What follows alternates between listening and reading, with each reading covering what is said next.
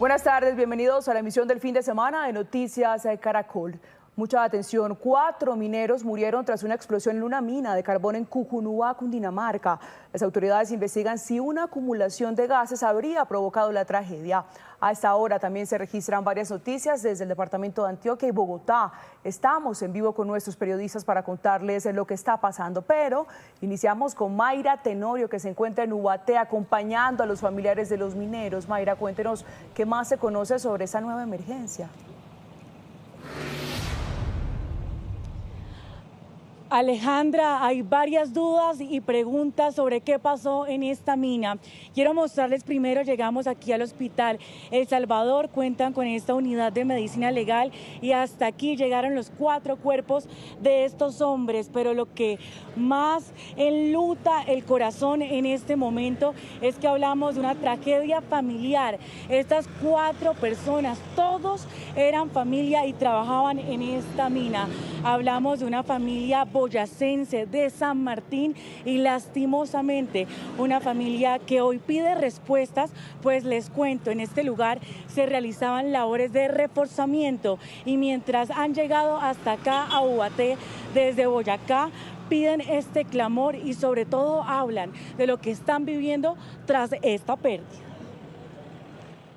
Él se venía de Chiquinquirá, él iba los fines de semana y se venía los lunes, porque él tenía turno de noche.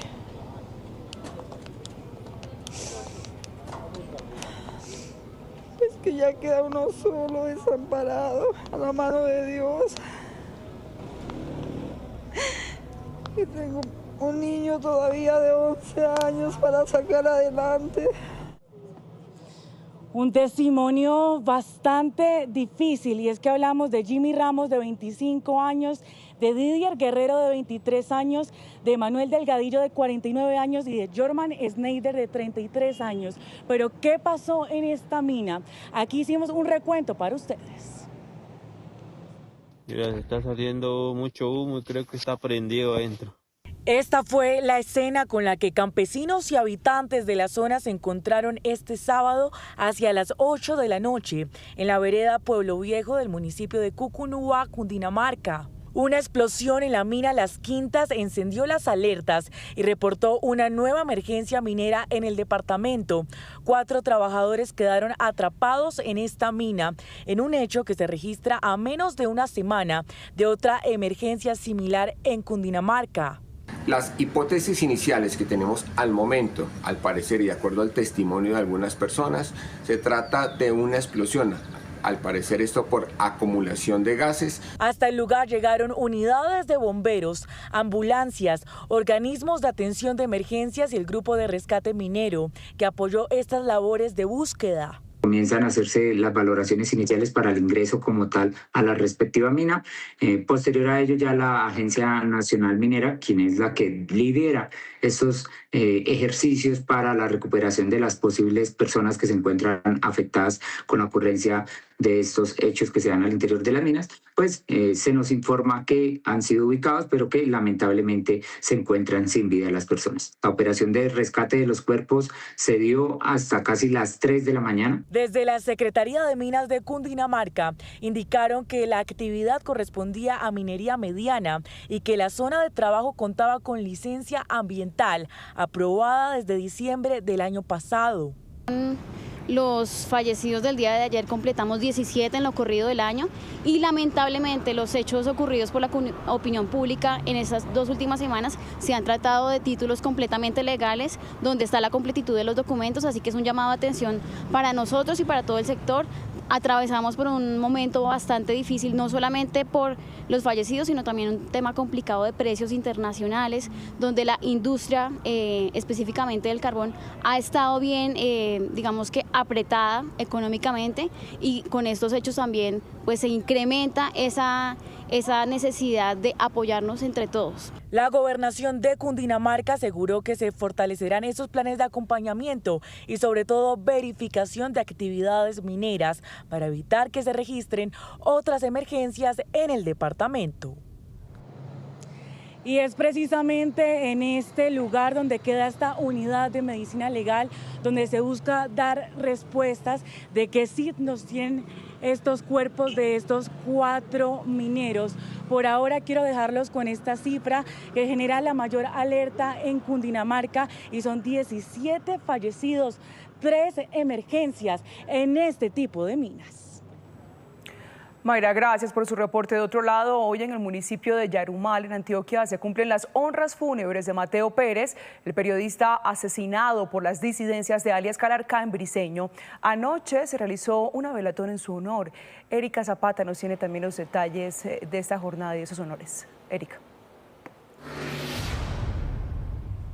Alejandra, muy buenas tardes. En este momento en la iglesia del parque principal del municipio de Yarumal, norte del departamento de Antioquia, más o menos a 3 horas de la ciudad de Medellín, se adelantan las honras fúnebres de este periodista de 24 años de edad, de Mateo Pérez, que fue asesinado, así como usted lo decía, en el municipio de Briceño, norte del departamento de Antioquia, por las disidencias de alias Calarcá, específicamente por alias Chalá. En este momento se está realizando la velación. Posteriormente, a las 2:30 de la tarde, se va a realizar una misa y luego será sepultado allí en el cementerio del parque principal, muy cerca a ese punto. Asiste en este momento allí en la velación el gobernador de Antioquia, Andrés Julián Rendón, la policía, el ejército, y ayer se realizó también una velatón. Un hijo que ha vivido con nosotros y era el menor, y como todo padre pues nos hace falta el niño. Que se esclarezca el crimen y que por favor se cuiden, sobre todo ustedes los periodistas, también les pedimos que se cuiden mucho para que no se conviertan en los Mateos de este país, y que el gobierno apoye y defienda a las personas que trabajan, no a esos grupos ilegales, que es lo que están haciendo. Así como les contaba, en el parque principal ayer del municipio de Yarumal también se realizó una velatón por parte de familiares de Mateo, de conocidos y de autoridades. Y yo estoy aquí en el centro administrativo La Alpujarra porque ayer también aquí los periodistas se reunieron para rechazar este crimen. Por ejemplo, allí estamos viendo un arreglo floral. Hay que decir que hay mucha consternación en todo Colombia por este crimen. Un mensaje de rechazo que tenemos que seguir teniendo muy presente. Erika, muchísimas gracias. De otro lado, volvemos a la capital del país. Bajo protección permanecen varios menores de edad pertenecientes a la comunidad indígena en Berá, que se encuentra en la UPI La Rioja, luego de una fiesta en la que algunos de ellos habrían estado bajo los efectos del alcohol, según denunció la alcaldía. Esteban Bejarano nos amplía. Esteban. Alejandra, pues los detalles que se conocen es que esta fiesta era la celebración del Día de las Madres allí en la UPI La Rioja y finalizó con el traslado, escuchen bien, de 52 menores de edad por parte de la Secretaría de Integración a entornos protectores y seguros, luego de que personal de la Secretaría identificó que los padres y cuidadores de la mayoría de estos menores se encontraban con niveles altos de alicoramiento, lo que generó incluso algunas riñas allí en la UPI La Rioja. En videos y fotos conocidas por Noticias Caracol incluso quedó registrada la riña entre unas mujeres afuera de la UPI y también un par de menores quienes se estaban golpeando. Lo que encendió las alarmas es que identificaron a una menor de 13 años en estado de embriaguez y a su madre también ebria, quien no permitió la valoración médica de la menor. Por medio de un comunicado dieron a conocer esas acciones. Ante estos riesgos, la entidad solicitó el acompañamiento de la Policía de Infancia y de Adolescencia y del Instituto Colombiano de Bienestar Familiar. Adicionalmente, la Secretaría activó un plan de contingencia para la protección integral de niñas, niños y adolescentes. Como resultado, se activaron atenciones en los centros Amar de Bosa, Corabastos y Mártires 2, logrando hasta el momento el traslado de 52 niñas, niños y adolescentes en Berá a entornos protectores y seguros mientras se supera la situación de riesgo identificada. En este momento los menores todavía permanecen siendo atendidos y cuidados en estos centros Amar. La denuncia fue puesta ante la Fiscalía, ante la Policía de Infancia y Adolescencia y también el ICBF, quienes adelantan las investigaciones y van a determinar qué va a pasar con los niños. Por ahora permanecen bajo el cuidado de la alcaldía.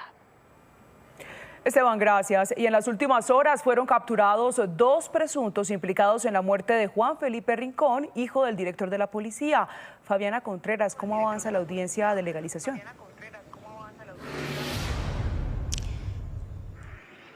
Alejandra, buenas tardes. A esta hora se adelanta la audiencia preliminar de estas 2 personas implicadas en los hechos ocurridos el 24 de noviembre del 2024, donde falleció Juan Felipe Rincón, el hijo del general William Rincón, director de la Policía Nacional. Entre los delitos que podrían enfrentar estas personas encontramos tortura, uso de menores para la comisión de conductas punibles, obstrucción y ocultamiento de elemento material probatorio y soborno a testigo en la actuación penal. Recordemos que la judicialización de estas personas se dio en las últimas horas en Melgar, en el Tolima, tras varias semanas de búsqueda. Las autoridades pues indican que estos 2 capturados tuvieron un papel muy importante en cómo se dieron los hechos este 24 de noviembre, pues según las autoridades ellos engañaron primero a Juan Felipe para llevarlo a este lugar y luego crearon toda una escena para generar estas reacciones tras señalarlo a él de la supuesta comisión de un delito. Esto se desató en la muerte de Juan Felipe. Esta es una noticia en desarrollo, seguiremos informando.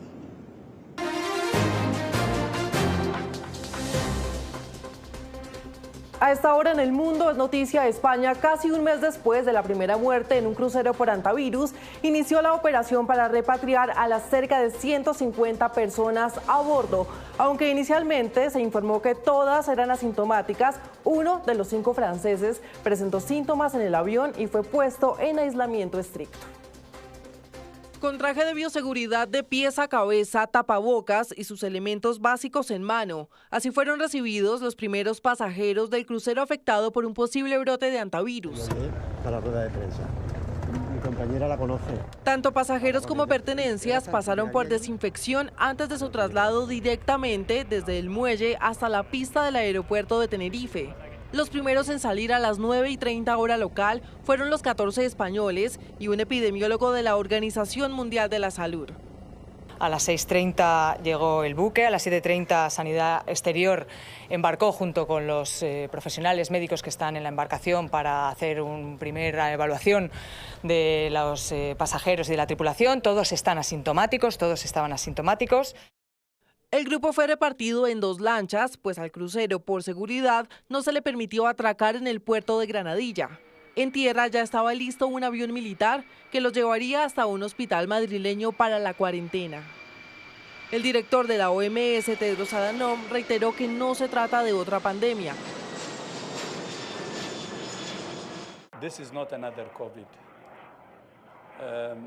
Esto no es otro COVID y el riesgo para el público es bajo, así que no deberían tener miedo ni entrar en pánico. La última muerte por el brote actual fue el 2 de mayo. Horas antes, así fue el primer contacto entre el crucero y la Guardia Civil. Para un momento esperado con ansias por los más de 100 pasajeros. Desde Ciudad del Vaticano, el Papa León XIV, quien viajará a España el 6 de junio, valoró la respuesta de ese país. Quiero agradecer la acogida que caracteriza al pueblo de las Islas Canarias por permitir la llegada del crucero Hondius con los enfermos de hantavirus. Antes del complejo proceso de repatriación, uno de los ocupantes contó detalles de los últimos días a bordo. Seguimos un programa diario como en cualquier viaje, pero mantenemos la distancia social. Nos desinfectamos las manos y utilizamos tapabocas en el interior del barco. Hoy, tras la evacuación de los españoles, fue el turno para pasajeros de otras nacionalidades, incluyendo franceses, canadienses y holandeses. Los últimos en ser evacuados serán los australianos, marcando el fin de un viaje que no salió como esperaban, pero con la tranquilidad de volver a sus respectivos países, a casa.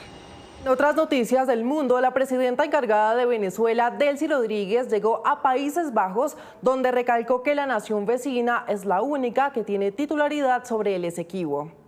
Rodríguez recalcó que su presencia busca defender los que asegura son derechos históricos de ese territorio que ha sido objeto de una larga disputa con Guyana que data del siglo XX. La venezolana representará a su país ante la Corte Internacional de Justicia, la máxima jurisdicción de las Naciones Unidas. Y en Luisiana, Estados Unidos, familiares y cercanos despidieron a los 8 niños víctimas de un tiroteo el mes pasado. Los menores fueron recordados en un servicio religioso en la iglesia bautista Summer Grove. Las víctimas fueron 7 hermanos que murieron a manos de su padre. El ataque también cobró la vida de un primo que se encontraba en la casa en ese momento. Estos hechos mantienen la conmoción en el país y reavivan el debate sobre la salud mental, pero también la tenencia de armas. Y nos ubicamos en el otro lado del mundo porque en el norte de Pakistán un ataque con carrobomba en un puesto de control se saldó con por lo menos 15 agentes muertos y 3 más heridos. El ataque estuvo seguido de un asalto armado cuando varios hombres irrumpieron en el recinto y empezaron a abrir fuego contra los oficiales. La autoría de esos hechos se la atribuyó una coalición formada durante 2025 por 3 facciones de los talibanes pakistaníes.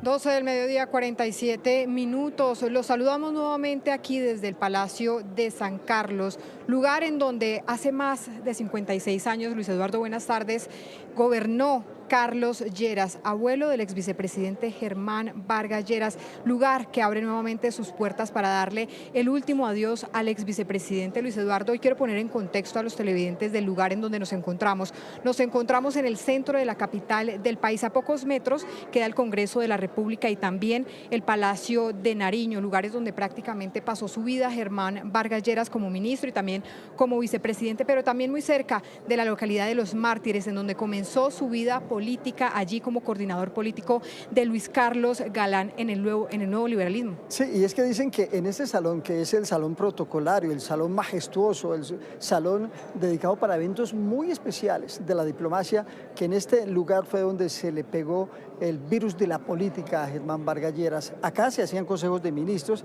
y su abuelo pues lo traía a estos consejos y desde muy niño comenzó a mostrar su interés por la política. Pero este escenario, este salón majestuoso hoy escogido para rendirle el último adiós a Germán Vargas Lleras, ha sido el escenario de muchas visitas, centenares de personas, Catalina, desde muy temprano.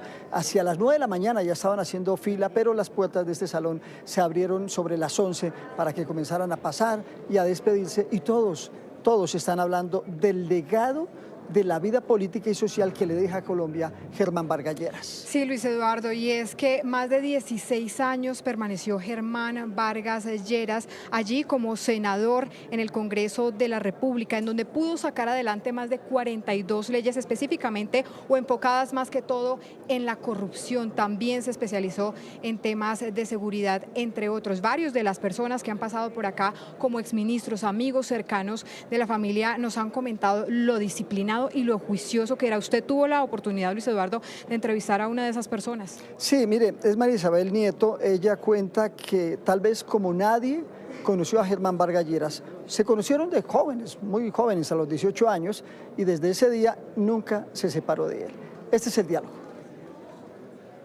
Usted siempre estuvo al lado de Germán Vargas Lleras. Me cuenta que desde chiquita, desde muy joven, desde los 18 años, ¿sí? Mucho antes. Nuestras familias eran muy amigas y Germán nos íbamos de paseo con las familias desde que éramos unos niños. Así que, pero en esa época yo no era tan amiga de él. Fue luego a los 18 años cuando me llamó para que me metiera en la política, cuando era coordinador de la zona 14 de Los Mártires en el galanismo. Y de ahí en adelante nunca más salimos de la política. Y pues nada, él era no solamente un mentor, sino un gran amigo. Él llega al Consejo de Bogotá. Cuando él está en el Consejo... Yo estoy con él. ¿Usted lo sigue? Él llega al Consejo de Bogotá y yo era su asistente en el Consejo de Bogotá. Yo le decía que yo no era su asistente, sino su asistonta. Porque él era muy exigente, pero no, era maravilloso. Pero la verdad es que la gente que dice que era muy bravo, sí era bravo. Pero como yo lo conocía desde chiquito, entonces yo no me dejaba. Y apenas empezaba a rabiar, yo salía corriendo, ay, no, se puso bravo, me voy. ¿Qué era lo más valioso de Germán Vargas? Bueno, él, su cabeza, tenía una mente brillante, pero una de las características especiales de él es que era muy cicuta, o sea, era una persona que tenía un humor negro y que decía las cosas muy de frente, no se guardaba nada, y eso, pues, la gente no está acostumbrada, sobre todo en esta sociedad bogotana, a que las cosas se digan así, y pues asustaba un poquito, pero era una persona extraordinaria, o sea, muy amigo de sus amigos, y lo que más valoraba él era la lealtad. Y tal vez por eso también en el medio de la política, que las lealtades no existen, es lo que más le daba duro, ver que había gente que simplemente aprovechaba circunstancias para darle la espalda y eso le dolía. La cualidad para destacar de Germán Vargas Lleras. Yo diría que su cualidad principal es pues ser una persona brillante, su inteligencia y su sagacidad. Durante muchos años, Germán Vargas Lleras le transmitió al país su pensamiento político y social, sus políticas de desacuerdo con algunas iniciativas de los gobiernos de turno, pero también elogios para lo que se estaba haciendo bien. Hoy, lamentablemente, no pudo escribir su columna, pero aparece publicada. La escribe su hermano, la escribe José Antonio Vargas. Y en uno de sus apartes, que hemos destacado, dice: Germán Vargas Lleras se preparó toda la vida para ser presidente. Había estudiado el país con seriedad y realismo, pero se nos fue muy joven y a destiempo, cuando el país más necesitaba de su liderazgo, experiencia y autoridad, y cuando todo por fin parecía alinearse a su favor, se fue, como diría el maestro, sin miedo, con el alma limpia, con la sonrisa plena. Sí, Luis Eduardo, hay que decir que por más de 7 años el exvicepresidente Germán Vargas Lleras acostumbraba a escribir allí en el diario El Tiempo esta columna dominical. Hoy su espacio lo ocupa su hermano, José Antonio Vargas, para justamente dar ese último adiós, en donde también señala lo siguiente, abro comillas: se nos fue con la tranquilidad del deber cumplido, de haber dado todas sus luchas desde esta misma columna los últimos 7 años y de haber hecho hasta lo imposible para preservar un país, la democracia y su libertad, y que muy a pesar podrían perderse siempre. Eso es lo que destaca el día de hoy su hermano José Antonio, Luis Eduardo, pero también hay que señalar que no solo hablamos de la parte personal de Germán Vargas Lleras, también hablamos, por supuesto, de la vida política y de esos 2 intentos que hizo para llegar a la presidencia. Que hubieran sido 3, nos decía ayer el hermano, que estuvo pensando en el último año, si su salud mejoraba, ser candidato por 3ª vez a la presidencia de la República. Germán Vargas Lleras es recordado por sus amigos y líderes políticos por su larga trayectoria en el sector público. Primero como concejal, luego con sus 4 periodos en el Congreso de la República, su paso por el Ministerio del Interior y de Justicia y también por la vicepresidencia en el gobierno de Juan Manuel Santos. Además buscó llegar a la presidencia, un sueño que, dicen amigos, quedó pendiente. ¿Cuál era el sueño de Germán?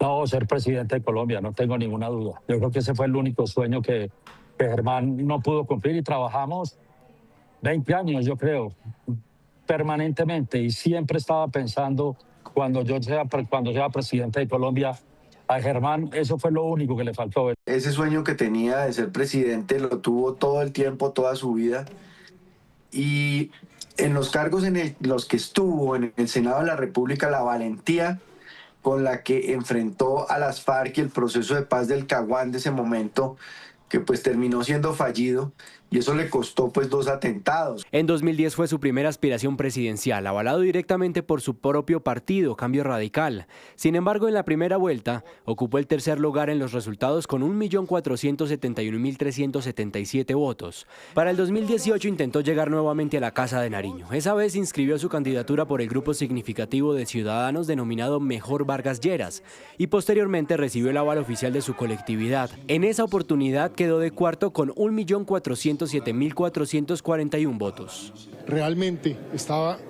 así como dicen, listo, estaba en su punto para ser el presidente de Colombia. ¿Y sabe qué? Qué lástima que no lo fue. Hoy uno mira para atrás y dice, hombre, cómo Germán en ese momento no tuvo esa oportunidad, pero es el destino. En política, desafortunadamente, nada está escrito, y yo creo que eran las circunstancias de la vida, así ocurrió, y desafortunadamente Colombia se perdió de tener el mejor, diría yo, el mejor presidente que pudo haber tenido el país, que hubiera sido Germán Vargas. A pesar de haberlo intentado en esas dos ocasiones, Germán Vargas Lleras nunca perdió de vista la posibilidad de ser jefe de Estado. Pensamos que eventualmente, si las circunstancias se daban, hubiésemos podido tener una oportunidad para haber eventualmente hecho una campaña nuevamente, pero los tiempos no nos dieron. La verdad es que se pierde un gran líder, un hombre demasiado importante para Colombia, y que solo faltó ese tema, la presidencia de la República, por la cual se preparó durante muchos años, y siempre pensando no en sus intereses ni en su salud, inclusive ni en su salud. Y Germán pensaba siempre en el país. Hablamos telefónicamente en diciembre, principios de enero, y yo veía que él tenía esa intención, esa esperanza, ese deseo de servir, y la verdad, lástima que no se pudo hacer, porque realmente era un hombre preparado. Vargas Lleras es recordado por diferentes líderes de distintas orillas políticas como un estadista y como alguien que le daba altura a los debates.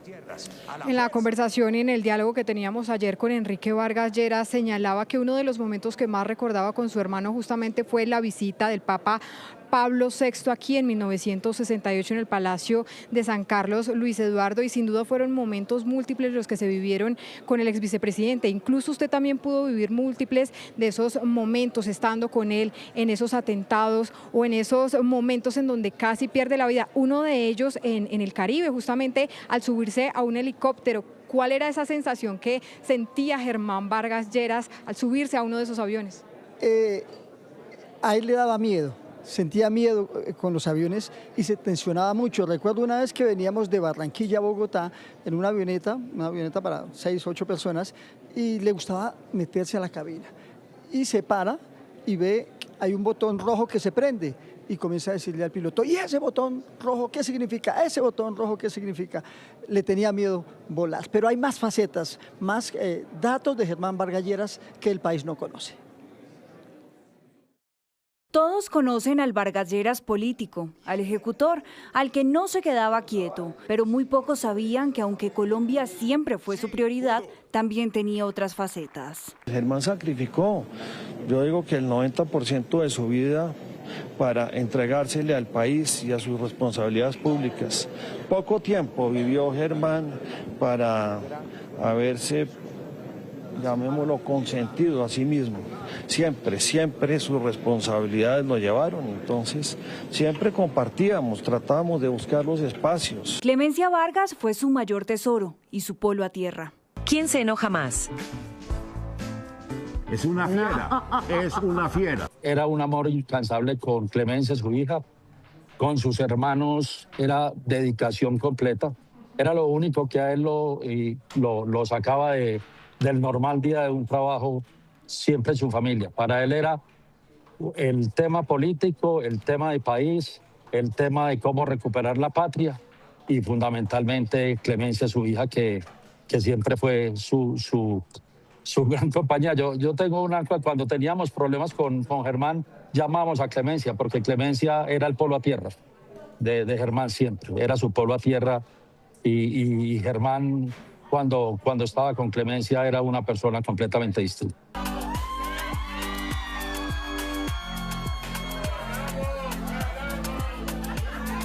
Sus últimos meses descubrió su faceta de abuelo. El 13 de agosto de 2025 llegó Agustín para cambiarle la vida, para animarlo, para que se olvidara de sus dolores.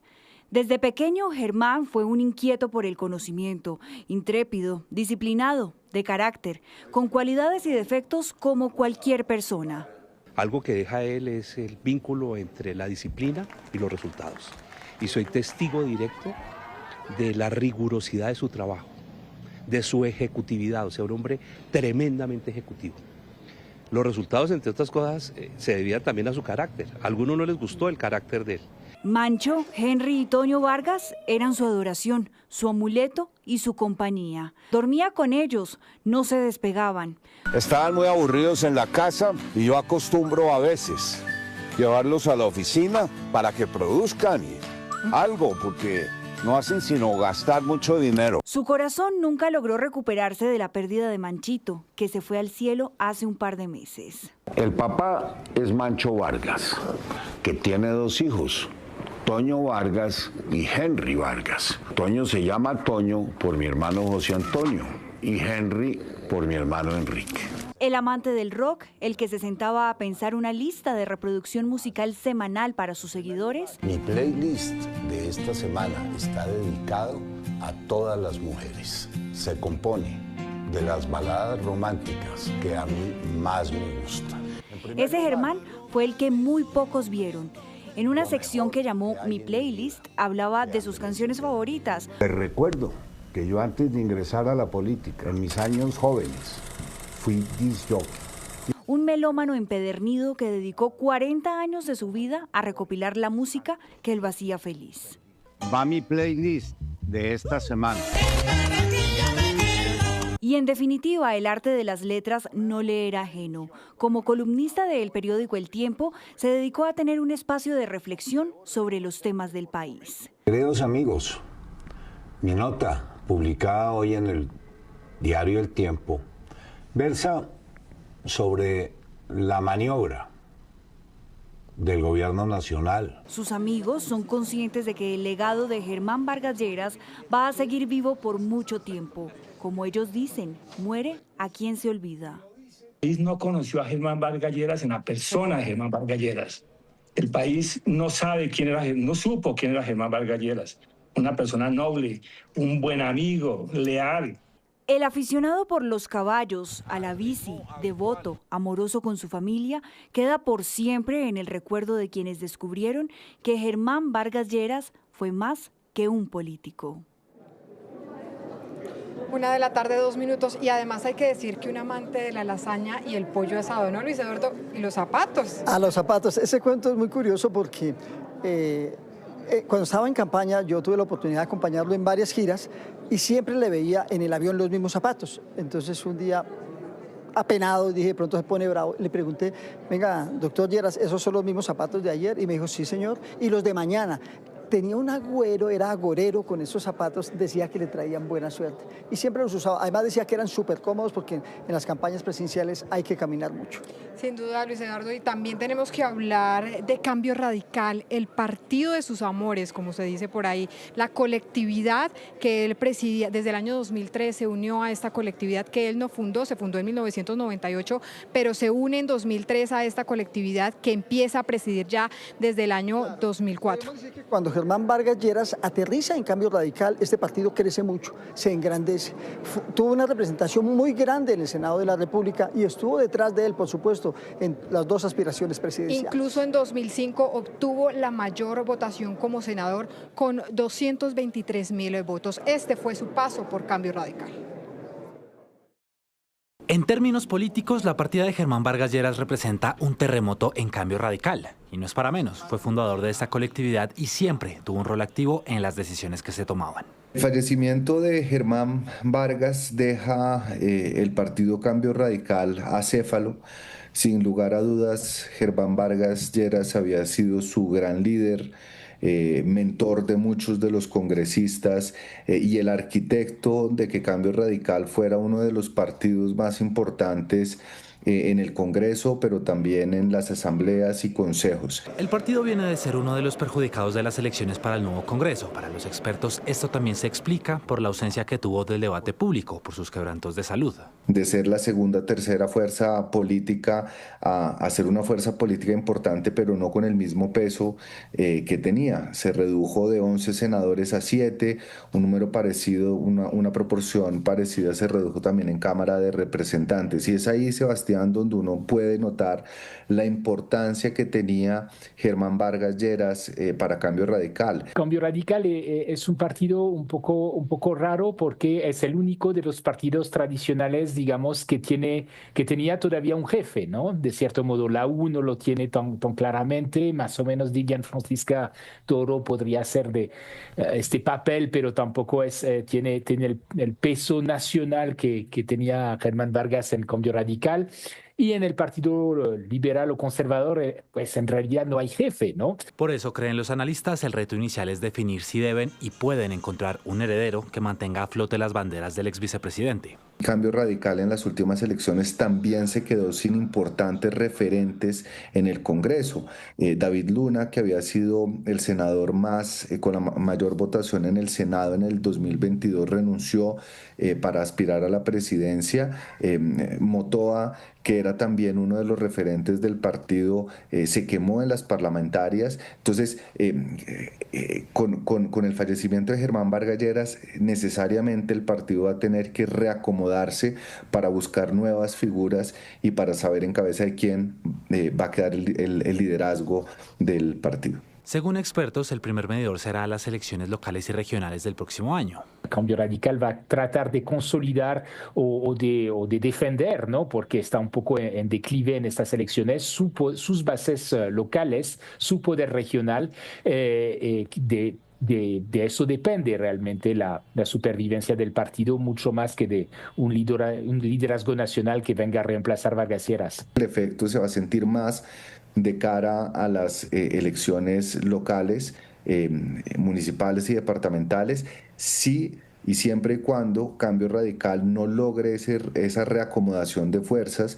que permitan que alguna de sus figuras más relevantes pueda asumir el liderazgo que ejercía Germán Vargas Lleras, que en todo caso va a ser muy difícil de reemplazar. El 15 de enero de 1998 se fundó Cambio Radical. Ahora, 28 años después, debe reajustar el camino ante el fallecimiento de su jefe natural. Son muchas las personalidades del país, Catalina, que se han unido al homenaje y a la despedida del ex vicepresidente de la República, Germán Vargas Lleras. Estamos hablando de magistrados que los hemos visto pasar y orar frente al féretro de Germán Vargas Lleras. Estamos hablando de ministros que fueron compañeros de despacho y de pupitre con Germán Vargas Lleras. Estamos hablando también de gente humilde que también han podido ingresar a este lugar para despedirse de Germán Vargas Lleras. Y estamos hablando también de figuras políticas, como la candidata presidencial Paloma Valencia, que también llegó con su fórmula vicepresidencial Juan Daniel Oviedo.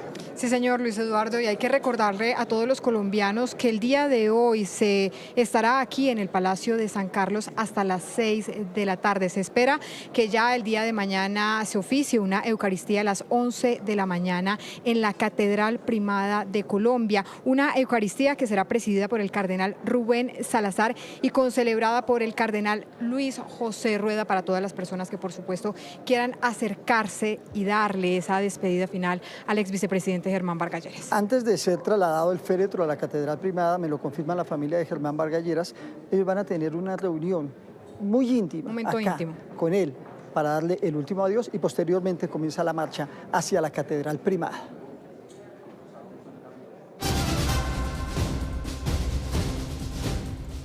Una de la tarde, 9 minutos, llega un momento muy especial también en Noticias Caracol, y es que hoy se conmemora el Día de las Madres, mujeres fuertes, emprendedoras, soñadoras que no se rinden y a quienes queremos hacerle un homenaje, como lo hacemos cada año en esta fecha tan especial. En varias regiones del país hay celebraciones y por supuesto historias que queremos destacar y que les vamos a compartir a continuación, pero iniciamos en la capital del país, en Bogotá, con María Fernanda Tarazona. María Fernanda, buena tarde.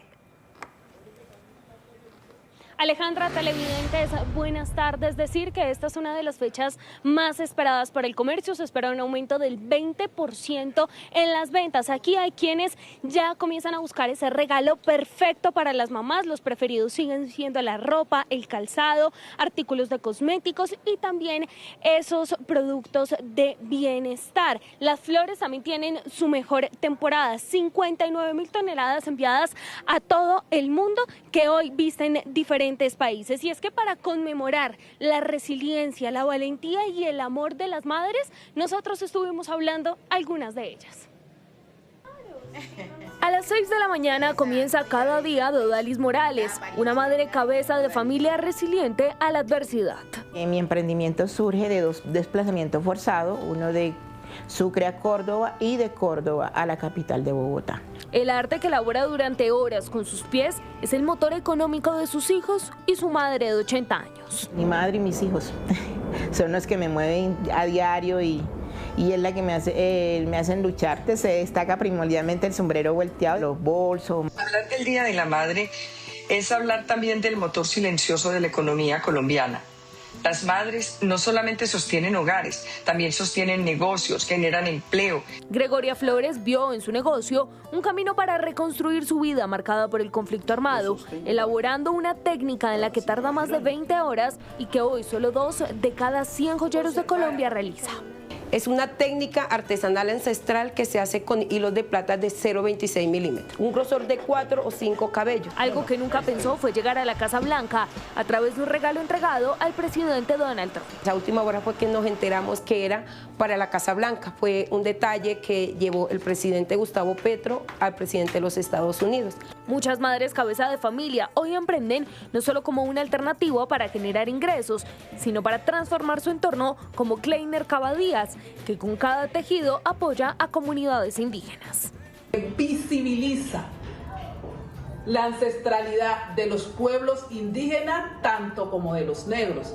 En las calles de Bogotá también hay otras historias, como la de María Yara, una mujer que gracias a una iniciativa de Lidere en la ciclovía logró que sus hijos fueran profesionales. Hace 23 años trabajo con el programa de ciclovía, vendiendo frutas.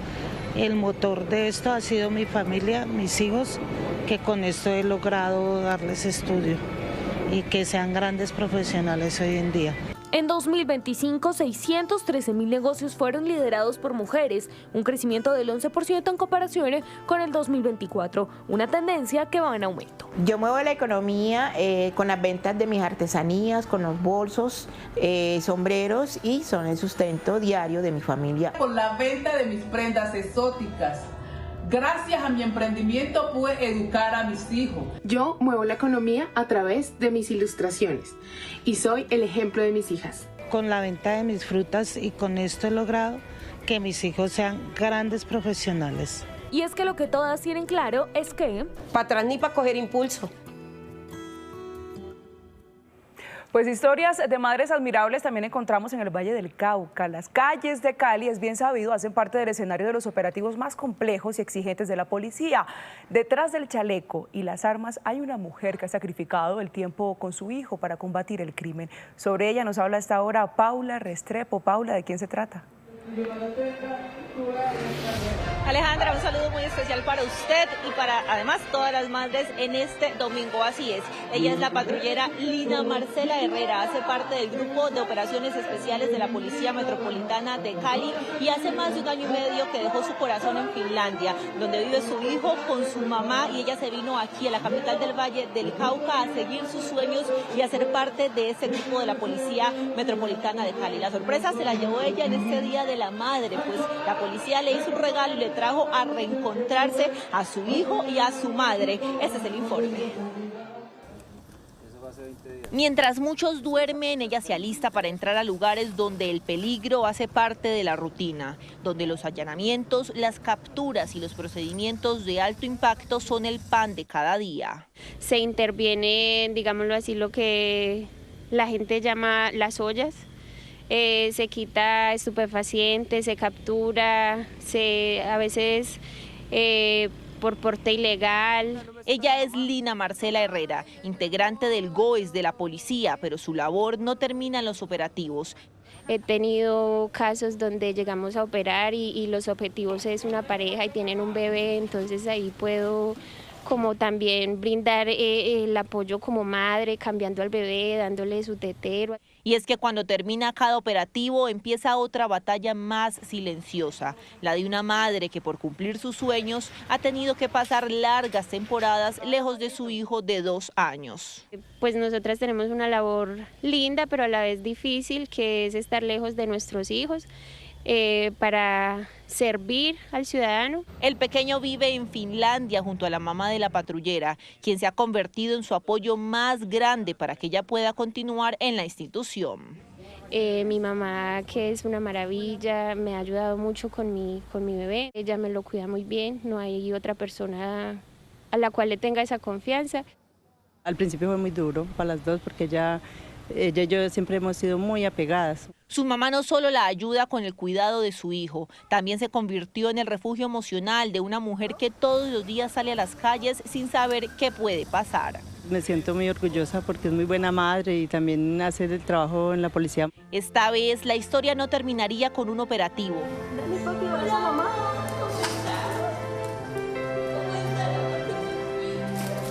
En ese momento, la mujer fuerte del GOES desapareció por completo. Ya no había casco, ni operativos, ni armas, solo una madre volviendo a abrazar a su hijo.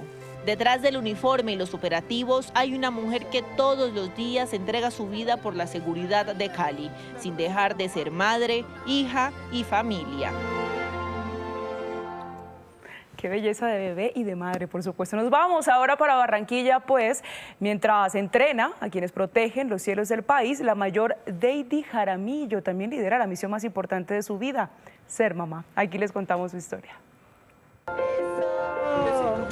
Durante 19 años, la mayor Deidi Jaramillo ha portado un uniforme que exige todo el respeto y la disciplina de la institución que cuida a los colombianos desde los cielos. Como comandante del Escuadrón de Entrenamiento Técnico en el Comando Aéreo de Combate número 3, ha hecho de los cielos su vocación. Soy la encargada de estar al tanto y de llevar toda la parte de la capacitación del personal técnico, del personal de mantenimiento del Comando Aéreo de Combate número 3 y también estoy realizando mi curso de piloto del avión C-95, entonces digamos que eso es principalmente los roles que desempeño. Detrás de cada misión, cada entrenamiento y cada vuelo había otro anhelo que latía con fuerza en su corazón, el de ser mamá. Hoy ese sueño se refleja en las sonrisas de sus dos hijos, un niño de 3 años y una pequeña de 1 año y 5 meses, quienes se han convertido en su mayor motor. Cambió completamente. Digamos que antes yo decía, antes tenía tiempo libre, ahora no, ahora trabajo todo el tiempo. Requiere mucha vocación de servicio, es seguir sirviendo el país a pesar de tener ese amor por mis hijos. Entre el rigor de la vida militar y la ternura del hogar, la mayor Deidi ha aprendido a equilibrar 2 grandes responsabilidades. Cada vuelo representa el compromiso con su país, pero también el dejar en alto el ejemplo para sus hijos. Digamos que mi familia siempre fue el apoyo por cumplir mis sueños. También pues por parte de mis compañeros, ellos se convierten también como en hermanos. Ha recibido reconocimientos y medallas por la defensa aérea del país, su participación en labores de inteligencia y su contribución a la formación sobresaliente de los oficiales de la institución. Sin embargo, su título y misión más importante es ser mamá. Ser mamá es una etapa hermosa. Nosotras somos muy valientes y tenemos la fuerza para sacar adelante a nuestros hijos, nuestra institución, nuestra labor, todo lo que nos proponemos lo podemos lograr nosotros como mujeres. Su historia se convierte en un mensaje de fortaleza, disciplina y amor. Una mujer que demuestra que el uniforme y la maternidad no son caminos opuestos, sino 2 formas de servir y proteger. Y presten mucha atención también a esta historia que tiene como hilo conductor la pera que se produce en Boyacá y que llegó hasta Bogotá para darle sabor al Día de la Madre. Pues esta fruta hoy nos permite contarles la historia de perseverancia de las mamás campesinas que no descansan en el sueño de sacar a sus hijos adelante. Todas las mañanas, Yasmín Torres despierta con el optimismo de vender el producto de su cosecha.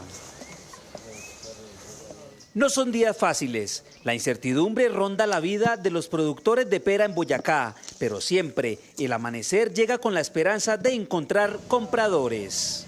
Todos los años, literal, los campesinos tenemos que estar como mendigando que no la compren.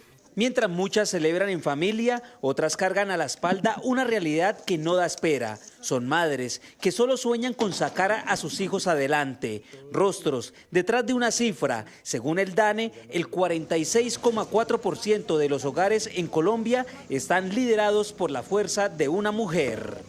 A veces uno dice, ¿vale la pena hacer todo este esfuerzo? Mi niño está pequeño. No comparto casi tiempo, o sea, literal, la mañana y en la noche. La celebración es distinta. Yasmín y varios de sus colegas viajaron a Bogotá para visitar varios mercados campesinos en busca de espacios nuevos para vender sus productos. lastimosamente muchas partes del país ni la conocen. Falta buscarle mucho mercadeo y incentivar al consumidor. Ya en la capital del país, con sus canastillas llenas, esperaban que el sabor del campo enamorara a los compradores. Una tarea que no fue difícil, gracias al amor que llevan impreso en cada cosecha. Es deliciosa, es natural, es orgánica, no tiene químicos, entonces a mí me encantan esos productos. Porque él es el que se esfuerza, el que elabora la tierra, y las personas intermediarias son las que llevan y ganan más del 70%. La crisis en la producción de pera amenaza con la pérdida de miles de canastillas en cuestión de días. Ante la urgencia, el departamento de Boyacá activó compras institucionales y fortaleció los mercados campesinos para evacuar la cosecha. No da espera que todos los colombianos empecemos a consumir perita del campo boyacense. La pera no da espera y cada vez que una de ellas llega a un hogar colombiano, está sembrando esperanza, ilusión y mucho amor en los campos de Boyacá que florecen gracias a su delicioso sabor. Con estas deliciosas peras en mis manos les deseo a todas las mamitas hermosas de Colombia un feliz día, que Dios las bendiga y que las consientan y que todo esto se mejore. Una razón muy importante para consumir la pera de Boyacá. Aprovecho el espacio para desearles un feliz Día de la Madre a mis compañeras aquí en Caracol Televisión, en Noticias Caracol, y claramente a todas las madres de Colombia.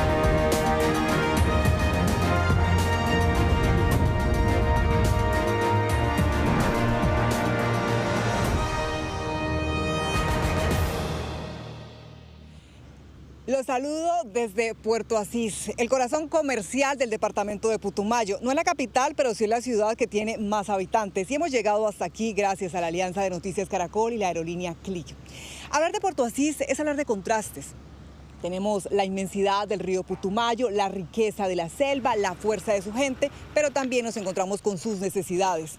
Miren, aquí falta acceso a agua potable, faltan oportunidades de estudio, de trabajo para los jóvenes, falta el mejoramiento de vías. Incluso hay muchos sectores que hoy no cuentan con energía.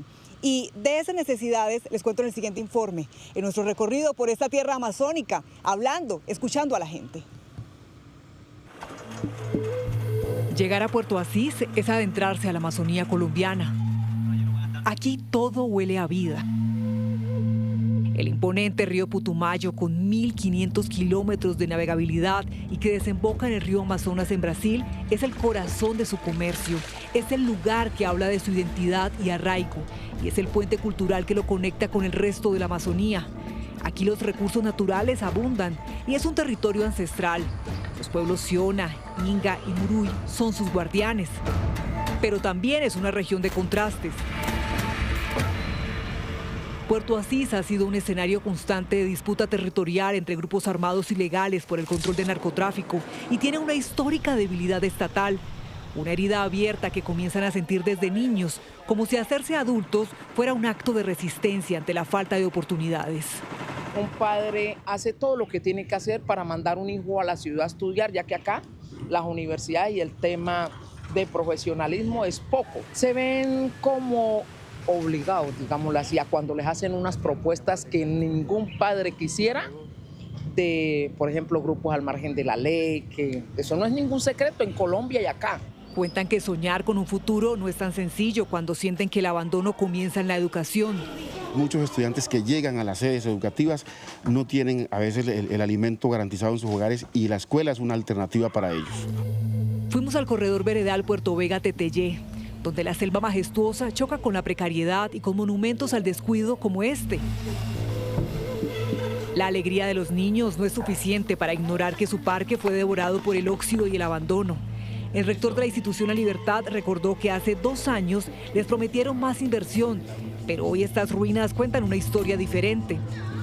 Ya hemos puesto las quejas en Procuraduría, Contraloría, hablamos con el Ministerio. Nos están perjudicando, lo que hicieron fue perjudicarnos porque vinieron, desbarataron lo que había y esta es la fecha que todavía no nos cumplen con ese proceso. El reto es grande, yo creo que el gobierno que llegue tiene que poner sus ojos en el sector rural, específicamente en el sector rural porque las condiciones no son las mejores y el reto que tenemos los docentes es bastante grande, nos toca trabajar prácticamente con las uñas. Ese vacío que dejan las promesas incumplidas pareciera que lo aprovechan los grupos armados ilegales para imponer su ley. Aquí el Ejército Nacional lucha contra la estructura Comandos de Frontera, un grupo armado organizado, disidente de las FARC-EP, que opera principalmente en el Putumayo y zonas fronterizas con Ecuador. Según las autoridades, la población está a merced de la instrumentalización, convirtiéndola en escudo de una guerra que se financia con la hoja de coca y la minería ilegal. La instrumentalización de estos grupos al margen de la ley sobre la población civil nos ha traído unos daños irreversibles. Los comandos de frontera tienen gran injerencia y la población civil cultiva para poder comercializar esa pasta base de coca y tienen unas alianzas estratégicas con unas organizaciones transnacionales que comercializan el producto a través del río Putumayo al río Caquetá y que lo llevan directamente a fronteras, ya sea como Brasil, como Ecuador. Pero la paz aquí también se traduce en búsqueda de alternativas reales para reemplazar la ilegalidad. Alexandra Africano es consejero de paz y asegura que esta necesidad está en un limbo. Para nadie es un secreto que Puerto Asís es uno de los municipios con alta incidencia de presencia de cultivos de uso ilícito. Aquí hay gente campesina que le ha apostado a la sustitución, pero lamentablemente no ha sido un programa efectivo y lo estamos viendo este año. Se termina un gobierno y la gente va a quedar esperando qué va a suceder con el siguiente gobierno. Y creemos que una de las formas para poder llegar a la tan anhelada paz es a través de la educación. Lo paradójico es que mientras la criminalidad desangra la selva y logra millonarias ganancias, los hijos de Puerto Asís en zonas urbanas y rurales sienten la escasez de lo básico. Sí, las mafias transnacionales mueven millones de dólares cada mes y sus habitantes no tienen agua potable. Aquí los carrotanques no se saben, tampoco no se sabe lo que nos traen, si estarán actos para transportar el agua que nos traen, no sabemos. Y ese es el problema de las enfermedades que hoy tenemos. Ahí está la cuchita. Por cualquier cosita ya se enroncha, nosotros también estamos enronchados. Cuando llueve fuertemente, lo que hacen es mezclarse las aguas pluviales con las aguas negras. Y eso afecta la salud y la calidad de vida. Estamos pidiendo a gritos un plan maestro de alcantarillado y también de acueducto. Aquí la conexión de acueductos son aproximadamente el 15% de la población asistense. Estamos hablando de unos 80.000 habitantes. Entonces, pues realmente quien quiere agua tiene que conectar sus aljibes. La oscuridad es otra forma de sentir el abandono. Más de 20.000 familias de Puerto Asís carecen de energía eléctrica, obligadas a depender de paneles solares. Pues eso es donde uno se pone a pensar que los demás todos con su energía y uno en esta parte donde es tan rico, porque es que de acá es donde sale todo lo que es el crudo, y mirar tantos departamentos que son pobres de verdad y tienen energía hasta los más rinconcitos. Mientras a algunos les preocupa la energía, a otros les angustia la incertidumbre de qué pasa cuando se enferman. Denuncian una contradicción difícil de creer. En esta vereda tienen centro de salud, pero no tienen quien los atienda. Por lo menos los partos, que como vemos esta infraestructura idónea para prestar muchos servicios hasta de segundo nivel, pero no se puede prestar porque hace falta el personal idóneo. Y ha habido muchos fracasos en salud, pues gente que ha muerto en el camino. Puerto Asís es la capital comercial del Putumayo, sí, pero camina a un ritmo distinto de otras ciudades que llevan esta dinámica. Sus ingresos dependen en gran parte del sector minero energético y solo tienen 6 empresas grandes que corresponden a servicios médicos y públicos. Aquí las oportunidades son limitadas. De nuestros empresarios, el 80% son autoempleados, generan empleo de ellos y de sus familias. Solo el 20% de nuestros empresarios generan un empleo formal. Y el 2.9% del total de empresarios de Putumayo generan el 59% de los empleos formales de nuestro territorio. Puerto Asís intenta escribir un nuevo capítulo económico lejos de la ilegalidad con la comercialización de cacao, invitando al turismo y apostándole a la venta de azaí, un superfruto amazónico con antioxidantes que crece en las palmas de la selva. Es su gente amable y pujante que quiere salir adelante, aunque la falta de inversión hace más difíciles las cosas. Muestra de ello es este muelle. No tenemos grúa, no tenemos izaje. Todo se hace de manera muy artesanal. Tenemos un reto muy grande, a pesar de ser un puerto muy importante, el transporte fluvial es un hijo abandonado de Colombia. Esta región es la gran puerta de entrada al Amazonas. De su muelle dependen el abastecimiento y la conexión de comunidades que solo tienen al río como camino. El capitán de este ferry, que se prepara para navegar días enteros, nos cuenta cómo es liderar el transporte fluvial en un puerto que se quedó en el pasado. el nivel del río tiene mucho que ver. Ahorita estamos cargando acá porque tiene buen nivel, ¿verdad? Aquí tenemos marcas, pero cuando se pone muy bajito, tengo que irnos a cargar otro muelle que se llama La Rosa. Entonces, todo influye en el río. Al mes estamos transportando 120 toneladas prácticamente. Aquí en la playa Jancón, aquí no tenemos muelle, nada. Aquí lo que imitamos nosotros es para poder cargar aquí lo que hacemos nosotros, ¿verdad? Tirando pala, tirando tablones, todo eso, porque aquí no tenemos muelle. Así como José, Araceli, José Antonio, Lidia, Andrés y los demás hijos de Putumayo esperan que las soluciones a sus problemas se materialicen reconociendo que en esta esquina del Amazonas también se construye Colombia. Está calentando, ahora sí. Bueno, pero aquí en el Putumayo no todos son reclamos. También debemos resaltar algunos aspectos positivos, como por ejemplo su cultura, la que todos los días tratan de respetar, de conservar, por ejemplo, a través de escuelas de formación artística como Ritmo Latino, y estoy justamente con su director, Luis Gabriel. Luis Gabriel, ¿quiénes integran Ritmo Latino? Bueno, esta escuela la integran muchas niñas y chicos de aquí de nuestro municipio de Puerto Asís, los cuales se encuentran entre afros, se encuentran entre indígenas, desplazados y muchas personas que laboran y estudiantes de aquí en nuestro municipio de Puerto Asís.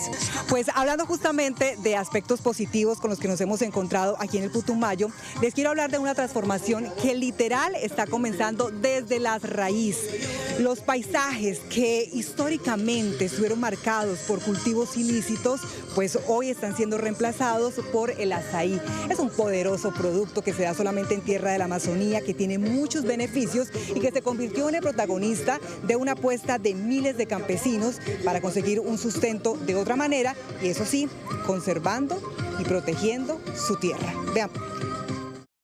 Aquí es donde comienza el sueño del azaí. En el corazón del Putumayo, Henry y su familia están transformando el destino de su tierra. Desde hace 12 años buscan que el verde pálido de los cultivos de coca que condenaron a un ciclo de violencia y miedo a un departamento sean cosa del pasado.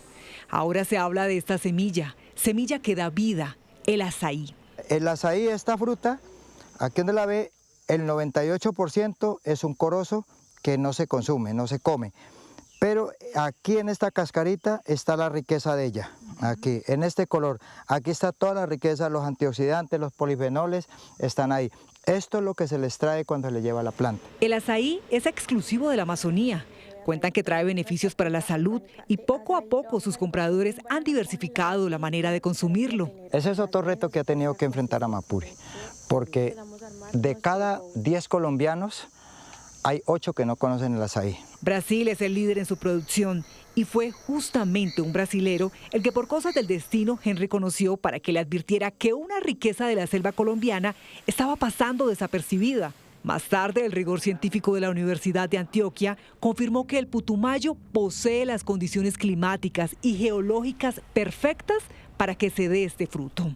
Y salió inclusive antes mejor que aún el de Brasil, sí. Bueno, con más polifenoles, con más fibra. En la primera cosecha se recogieron como unas 40 toneladas de fruta. Sí. Y entonces eso nos dio como ánimo para seguir. Ánimo que no era suficiente, necesitaban inyección económica. Para tener una hectárea ya en esta posición que va, vale 30 millones de pesos el establecimiento.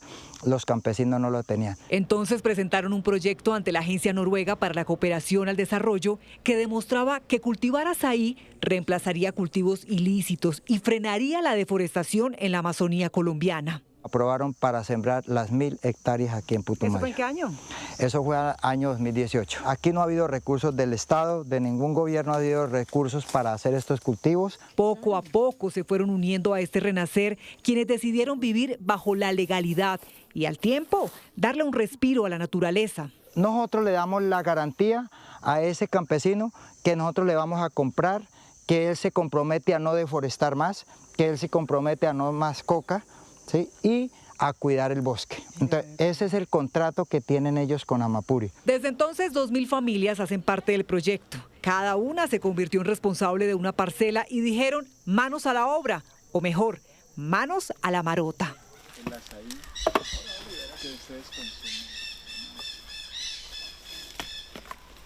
Así se llama esta base rudimentaria y artesanal, con la que escalan palmeras durante gran parte del año para bajar el azaí. ¿Ahí usted dónde hace la fuerza? ¿En las piernas o en las piernas? Hay bajadores que le rinden mucho, se han cogido hasta 600 kilos. También depende del cultivo, sí. Claro, pues que esta pepa es pesada. Entonces, dependiendo, y hay otros que cosechan hasta más, dicen de 800 kilos. Tiene un trabajito más constante, ¿sí? Usted mantiene cogiendo pepa, sea silvestre, de cultivo, y eso se le da mucho, le ayuda para la economía. Este fruto llega a ciudades como Bogotá, Cartagena, Bucaramanga o Medellín, pero aún tienen retos. El departamento no tiene carreteras y maquinaria apta para proteger un alimento delicado como el azaí. Dicen que con desarrollo sería más fácil ofrecer otras fuentes de empleo y quitarse el estigma que tanto les duele. El sueño de nosotros es que el Putumayo no se lo vea más como un departamento de coca. Un sueño que comparten hijos de una región que históricamente ha cargado con la sombra de vivir de la ilegalidad, pero que hoy recolectan con orgullo un fruto que es símbolo de paz. Y las opciones para consumir el azaí son variadas, así que ojalá se dé la oportunidad de probarlo en algún momento. Bueno, y en Noticias Caracol, en este especial, también hemos abierto un espacio para hablar con los jóvenes, con quienes buscan transformar su territorio. Hablamos con 3 jóvenes, quienes, entre otras cosas, piden ser escuchados en un nuevo gobierno. Una palabra o una frase muy concreta de algo que los enorgullece ser hijos de Puerto Asís. Claro, una frase muy importante para nosotros es la diversidad. Aquí el municipio de Puerto Asís tiene personas de muchos municipios y departamentos de Colombia, inclusive personas de otros países. De diferentes regiones llegan aquí y han creado o han construido sus vidas. A Judy, ¿qué le parece? ¿Qué le enorgullece de Puerto Asís? A mí me enorgullece la riqueza natural que tenemos, nuestros ríos, nuestra fauna y nuestra flora. Y mientras tanto, Fanor, ¿qué piensa? Concuerdo muy bien con los compañeros, muy orgullosos de ser parte amazónica y pues de conservar el territorio, por supuesto. ¿Cómo es ser joven en Puerto Asís, Putumayo? ¿Qué pasa, por ejemplo, cuando un joven termina su bachillerato? Pues posteriormente, desde lo que ha venido trabajando, digamos, el gobierno nacional desde este momento, pues se ha mirado el sentir del compartir en el tema de educación, pues los jóvenes tienen un poco más de facilidad educativa, pero sí, de una u otra manera, los jóvenes anteriormente pues se han venido presentando de que pues se iban desde sus territorios a otro lado por faltas de la universidad. Gracias a Dios este año, a finales del año pasado, pues se activó nuevamente la Uni Putumayo. Judy, ¿qué piensa? Claro que sí, la Uni Putumayo es un gran logro para nosotros los jóvenes porque al fin y al cabo está dentro de nuestro territorio, de nuestro departamento y nos queda mucho más fácil que un ejemplo desplazarnos a una ciudad que nos queda 16, 18 horas que ir a un municipio que nos queda 2 horas. ¿Generalmente a dónde se van los jóvenes acá o antes a dónde se iban? ¿A otras ciudades cercanas a vivir allí o qué hacían? Generalmente pues solemos ir a Leticia o si no a Bogotá, Medellín, Cali. Fanor, desde las comunidades indígenas, ¿qué piensan los jóvenes cuando se proponen una meta, cuando quieren estudiar una carrera? ¿Cómo ven ese panorama de oportunidades? Y desde mi punto de vista pienso que el joven en las zonas alejadas del país vive en una incertidumbre muy grande. En todos los sentidos, educativos, laborales, una forma de salir adelante, ¿no? Y pues lastimosamente pues en la zona del Putumayo muchos se van a los grupos al margen de la ley. Fanor ha traído también un tema que es súper importante para los jóvenes y es el empleo. ¿Qué hacen una vez terminan sus estudios o quienes no tienen la oportunidad de estudiar? Entonces, ¿cómo buscan ganarse ese día a día? Los muchachos se emplean en oficios varios. Aquí por lo menos un joven cuando no tiene la oportunidad de ir a estudiar se emplea en mototaxismo, se emplea como mesero, se emplea en almacenes, los cuales pues medianamente pueden subsanar su diario vivir. Por eso, desde el sentido de los jóvenes, pensamos de que el gobierno nacional y las personas que van a tomar las riendas de nuestro país se den cuenta realmente que los jóvenes en el departamento de Putumayo necesitamos también más ayuda e inversión social. Judy, para usted, ¿cuál es la respuesta que esperan del próximo gobierno que empieza el 7 de agosto? Más visibilidad o que nos tengan más en el foco al Putumayo. Es una región muy abandonada donde hay mucha riqueza, mucha flora, mucha fauna y mucha diversidad étnica. Entonces yo creo que el hecho de que como jóvenes más que todo nos apunten, nos miren con esa lupa de muy cerca y se enfoquen mucho en nuestra educación y yo creo que en nuestra preparación política también. Y Fanor, ¿qué espera del próximo gobierno? No, pues expectativas muy buenas, tomando en cuenta que los jóvenes acá sí viven en una completa incertidumbre, por así decirlo. Sí. Como dijeron los demás, inversión para el Putumayo, tomando en consideración que somos como la frontera hacia la Amazonía como tal. Bueno, pues son las reflexiones, pero también es el sentir de algunos jóvenes representativos desde aquí, desde Puerto Asís en el Putumayo. Muchas gracias a Fanor, a Judy y a Alexander. Gracias. Este es el muelle La Esmeralda, es el principal puerto fluvial del departamento. Así, cruzando el río Putumayo es como Colombia se conecta con ese corazón de la cuenca de la Amazonía. Y las embarcaciones constantes muestran por qué es tan importante esta actividad para el desarrollo del departamento. Por eso, entre otras cosas, también piden más apoyo y más infraestructura. Bueno, pues vamos terminando este especial gracias a la Alianza de Noticias Caracol y la aerolínea Click. Y Luis, yo quiero terminar pidiéndole un mensaje para quienes no han tenido el privilegio de conocer Puerto Asís. ¿Por qué hay que venir a esta tierra de Putumayo? Bueno, queremos hacer la invitación a toda la parte de Colombia de nivel internacional que puedan visitar a nuestro municipio y el departamento del Putumayo, quitar el estigma que no solamente es violencia, que también tenemos cultura, diversidad cultural, en la cual por eso pedimos mucho que siempre se sigan apoyando de parte de la administración municipal a estas escuelas de formación para que sigamos dándoles cultura y dándoles un poquito de actividad dancística. Claro que sí, pues a Puerto Asís, a sus habitantes, muchas gracias por abrirnos las puertas para contarnos lo bueno, lo no tan bueno, lo que les preocupa, y nosotros en Noticias Caracol seguimos por supuesto del lado de la gente porque el país se construye desde las regiones. Con Ritmo Latino les decimos buenas tardes. Muchas gracias. 10 mujeres fueron rescatadas de las redes del tráfico de personas en medio de un operativo que se realizó de manera simultánea en 5 países de América Latina y Europa. Según los investigadores, las mujeres fueron engañadas, golpeadas y abusadas sexualmente. En la redada, cerca de 20 delincuentes fueron capturados. En esta casa en Ecuador hay una colombiana secuestrada. La policía de Ecuador inicialmente detiene a un sospechoso. Otro señalado secuestrador huye y se enfrenta a tiros con los uniformados, pero termina herido y capturado. Se trataría de alias Kevin, sindicado jefe de una banda de traficantes de personas en Ecuador.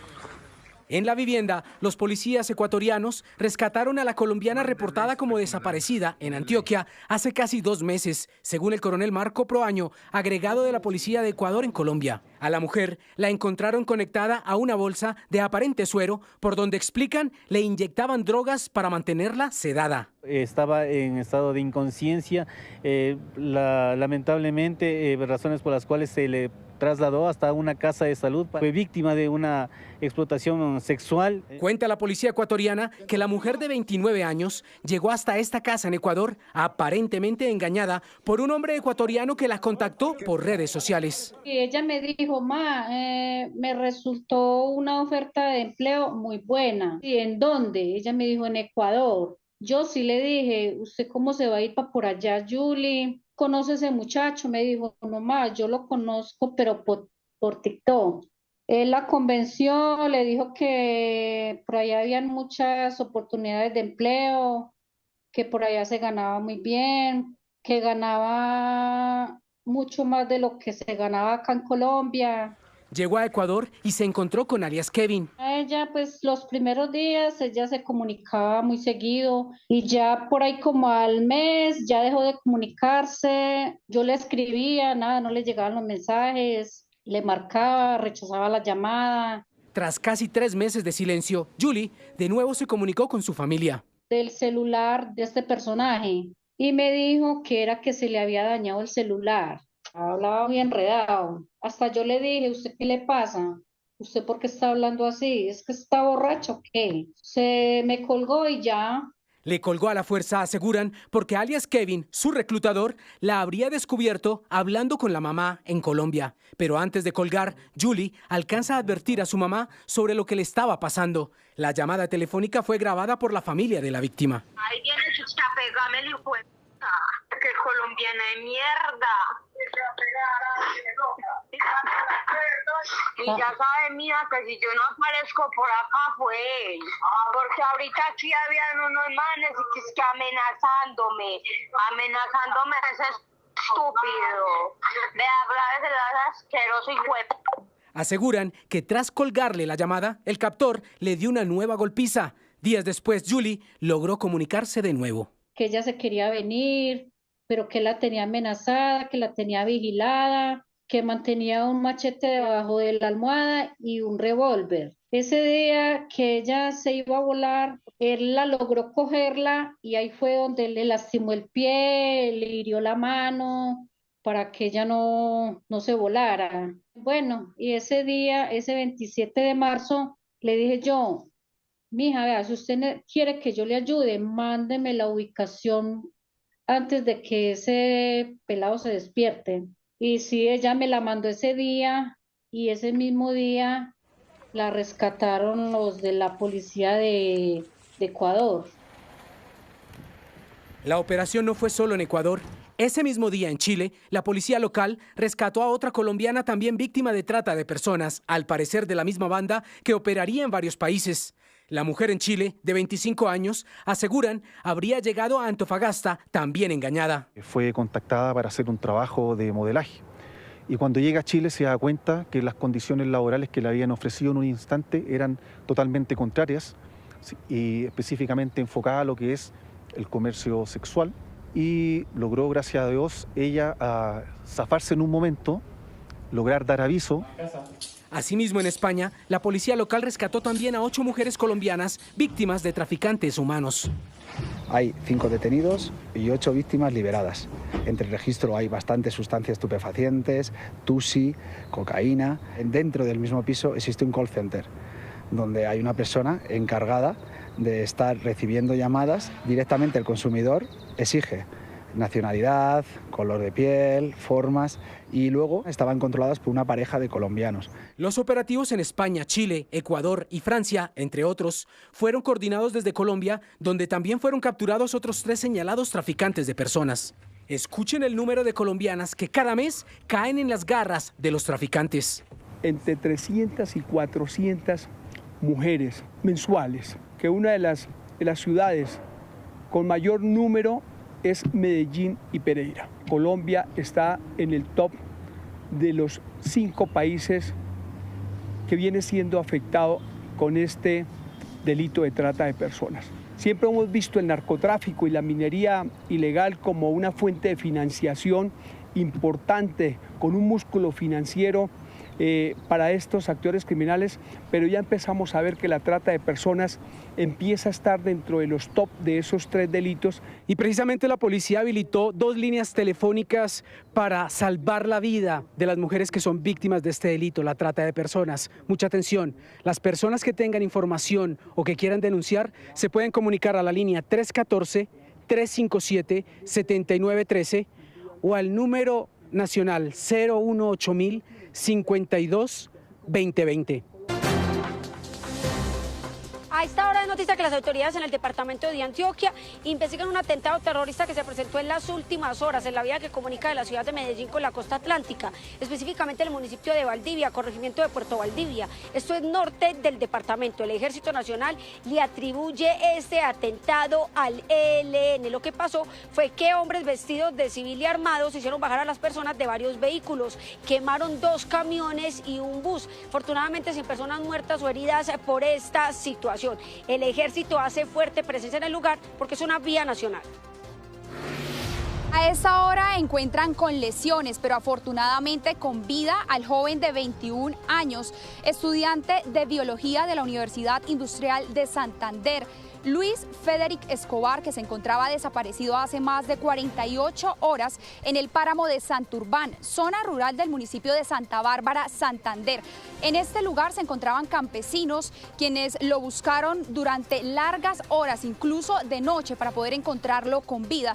En el lugar también se desplegaron 74 unidades del Ejército, Policía, Defensa Civil y bomberos, y también pilotos de dron de la Universidad Industrial de Santander para poder hallar a este joven. En este momento se encuentran en el operativo de rescate. Se encontraba en una zona de alto riesgo y de difícil acceso, por lo que el joven también presenta algunas lesiones. A esta hora es noticia la inundación en el corregimiento El Reposo del municipio Apartado debido a las fuertes lluvias que causaron el desbordamiento del río Bijagual en este corregimiento. Hoy 5 barrios se encuentran afectados, dejando también con gran dificultad a 14.000 familias.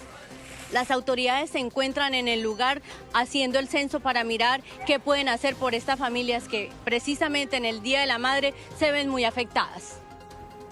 2:55. La creatividad y el ingenio de los jóvenes de la Universidad Minuto de Dios por estos días son protagonistas en una feria que se desarrolla en Soacha, Cundinamarca. La iniciativa busca generar espacios de interacción y desarrollo para toda la comunidad. En tecnología, educación e investigación, los estudiantes de la Universidad Minuto de Dios presentaron sus proyectos innovadores con los que buscan generar cambios positivos en la sociedad. Que compra sus máquinas, descarga archivos ya existentes o preexistentes y los imprime. Nosotros somos de ingeniería industrial y hoy les vamos a hablar sobre nuestro proyecto. Las iniciativas fueron trabajadas por varios meses con el apoyo de docentes y directivos de la institución. Con lo que vimos de MIPYMES, con lo que hemos trabajado desde diseño gráfico. Nuestros estudiantes justamente que estaban en prácticas profesionales, en prácticas de responsabilidad social, lo que buscan en este espacio es poder mostrar y poder socializar todo lo que nosotros estamos adelantando en el territorio, todo ese impacto que de alguna u otra manera nosotros como centro universitario hemos tenido en el territorio. Aquí el conocimiento y la creatividad son protagonistas y se articulan con actividades artísticas y culturales para creadores y asistentes. Este Living Lab es un espacio que ha venido desarrollándose acá en el Centro Universitario Soacha, justamente para poder adelantar todo el tema de modelamiento 3D, todo el tema de los programas de desarrollo que tenemos en los programas de diseño gráfico, ingeniería industrial, ingeniería en sistemas, digamos que poder ofertar justamente todos los programas académicos que nosotros tenemos acá para que nuestros estudiantes puedan explotar justamente todo ese talento que hay acá en el territorio de Soacha. En esta, la tercera versión de Expo Uniminuto, buscan inspirar a los jóvenes de Soacha a desarrollar nuevas ideas y proyectos sociales, involucrando a la comunidad para que pueda conocer las ideas e iniciativas que nacen desde la universidad. Y si terminamos, esas fueron las noticias. Nos vemos a las 7 de la noche con una nueva edición informativa. Ya viene la red, somos Noticias Caracol. Primero la gente, buena tarde.